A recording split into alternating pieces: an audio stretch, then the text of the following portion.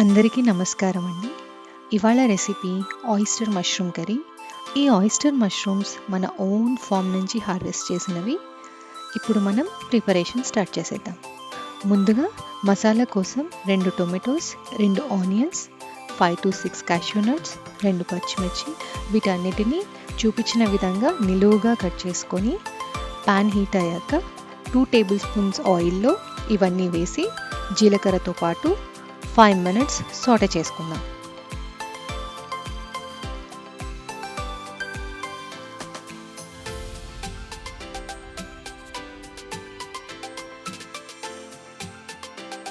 Oyster mushrooms చూడటానికి ముత్యపు చిప్పల్లా ఉంటాయి, అందుకే వీటికి ఆ పేరు. వీటి వెనుక భాగంలో పొరలు పొరలుగా ఉంటాయి, వాటిని గిల్స్ అంటారు. ఇందులో పురుగులు చేరే అవకాశం కూడా ఉంటుంది, కానీ మన ఫామ్లో ఆర్గానిక్గా కంట్రోల్డ్ అండ్ హైజీన్ ఎన్వైర్న్మెంట్లో గ్రో చేయబడింది కాబట్టి ఇవి ఇలానే వాడేయచ్చు. అందులోనూ ఇవి బటన్ మష్రూమ్స్తో పోలిస్తే టేస్ట్ కానీ టెక్స్చర్ కానీ న్యూట్రియంట్స్ ఈ వెరైటీలో ఎక్కువగా లభిస్తాయి. సో ఈ వెరైటీలో స్టెమ్ పార్ట్ కొంచెం కుక్ అవ్వడానికి టైం పడుతుంది, కాబట్టి మనం స్టెమ్ పార్ట్ని ఫ్లవర్ పార్ట్ని సెపరేట్గా కట్ చేసుకొని పెట్టుకోవాలి. వీడియోలో చూపించిన విధంగా స్టెమ్ పార్ట్ని చాలా చిన్నగా కట్ చేసుకోవాలి.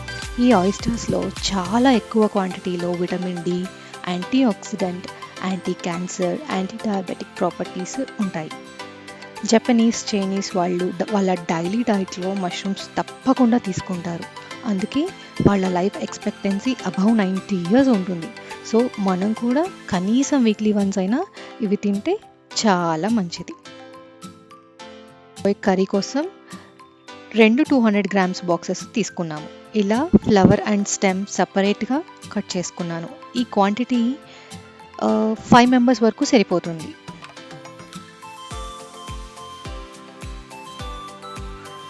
సార్ట్ చేసుకున్న ఆనియన్, టొమాటోస్తో పాటుగా 2 టేబుల్ స్పూన్స్ కొబ్బరి తురుము, కారం 2 టేబుల్ స్పూన్స్, ధనియాల పొడి 2 table spoons, homemade garam masala 1 table spoon, ginger garlic paste 2 table spoons, కొద్దిగా కొత్తిమీర మిక్సీలో వేసుకొని వాటర్తో పాటు పేస్ట్ చేసుకోవాలి.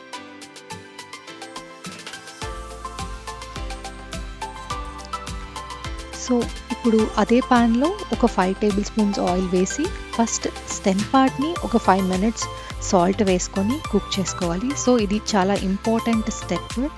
ఈ వెరైటీలో స్టెమ్ కొంచెం ఉడకడానికి టైం తీసుకుంటుంది. సో మనం ఫస్ట్ స్టెమ్ పార్ట్ని చిన్నగా కట్ చేసుకొని కుక్ చేసుకోవాలి 5 minutes.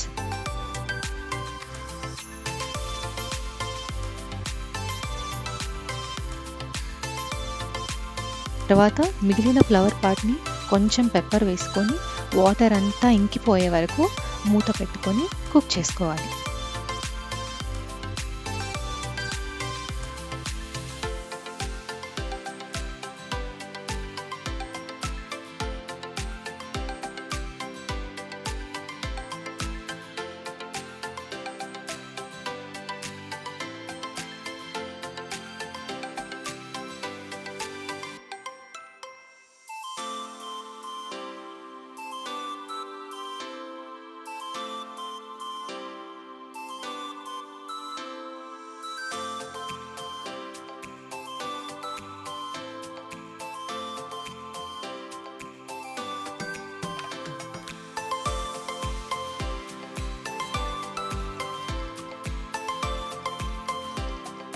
సో ఇప్పుడు ఒక 10 minutes కుక్ అయ్యాక కొద్దిగా కరివేపాకు అండ్ మనం ముందుగా ప్రిపేర్ చేసిన మసాలా వేసుకొని ఆయిల్ పైకి తేలేంత వరకు ఫ్రై చేసుకోవాలి.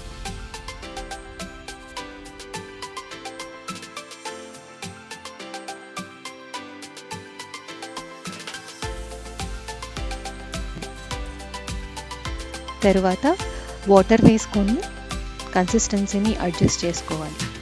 ఇప్పుడు మూత పెట్టుకొని మరొక 10 minutes కుక్ చేసుకుంటే సరిపోతుంది.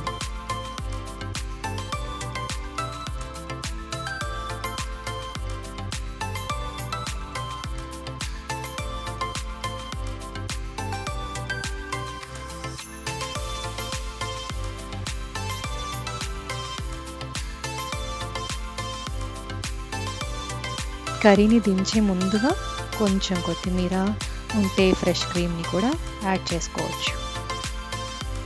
నేనైతే పెరుగు మీద మీగడని కొద్దిగా బీట్ చేసుకొని ఆ క్రీమ్ని వేశాను. సో ఈ కర్రీ ప్రిపరేషన్ అయితే ఇక్కడితో అయిపోయింది. మేమైతే ఈ కర్రీని దోస కాంబినేషన్స్తో ఇవాళ ఎంజాయ్ చేయబోతున్నాం. ఇది చపాతీతో పులావ్తో కూడా చాలా యమ్మీగా ఉంటుంది.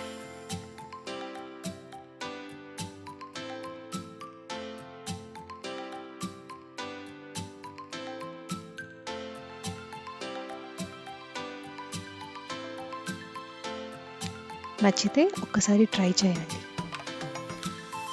Thank you.